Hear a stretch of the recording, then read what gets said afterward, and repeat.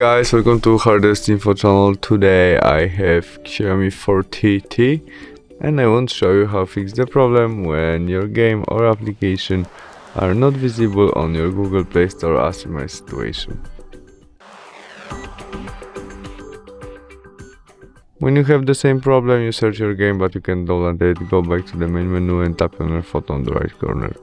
In it we must choose Settings, Family and Parental Controls.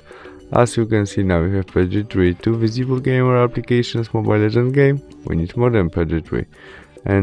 Tap on it, enter our look screen and there we can set it. Maybe allow unincluded, underrated, config by safe.